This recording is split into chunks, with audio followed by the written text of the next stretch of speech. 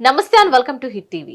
ఎన్నికల సమయంలో పార్టీల మధ్య ప్రచారం ఎలా ఉంటుందో అందరికీ తెలిసిన విషయమే. ఒకరిపై మరొకరు నేతలు విమర్శలు గుప్పించుకుంటూ ముందుకు వెడతారు. ఇదిలా ఉంటే ఓ వ్యక్తి ఏకంగా కాంగ్రెస్ పార్టీ ప్రధాన కార్యదర్శి ప్రియాంక గాంధీ కూతురు మిరియాపై ఆసక్తికరమైన పోస్టు పెట్టాడు. అంతేకాదు ఏకంగా ఆమెకు 3,000 కోట్ల రూపాయలు ఆస్తులున్నట్లు అందులో పేర్కొన్నాడు. ఈ వ్యవహారంపై దుమారం రేగడంతో హిమాచల్ ప్రదేశ్ పోలీసులు కేసు నమోదు చేశారు. అసలేం జరిగింది? అలా పోస్టు పెట్టిందెవరు?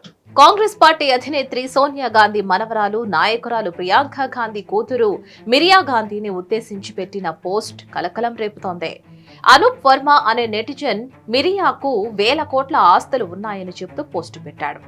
ఇక అంతేకాదు 3 కోట్ల రూపాయల ఆస్తులున్నట్లు అందులో ప్రస్తావించాడు కూడా. ఇక దీనిపై కాంగ్రెస్ కార్యకర్తలు మండిపడ్డారు.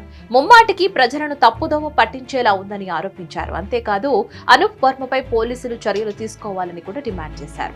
అయితే మిరియా వాద్రాపై అనూప్ తప్పుదోవ పట్టించే విధంగా తప్పుడు నిరాధారమైన పోస్టును ట్వీట్ చేశారని ఆరోపిస్తూ కాంగ్రెస్ నేత ప్రమోద్ గుప్తా పోలీసులకు ఫిర్యాదు చేశారు. ఇక దీనిపై పోలీసులు కేసు నమోదు చేశారు. అనూప్ వర్మ ఐడీని పరిశీలించిన పోలీసులు ఆయన IAF flight lieutenant defence analyst అలాగే రాజకీయ వ్యాఖ్యాత అని ఖాతాలో రాసింది.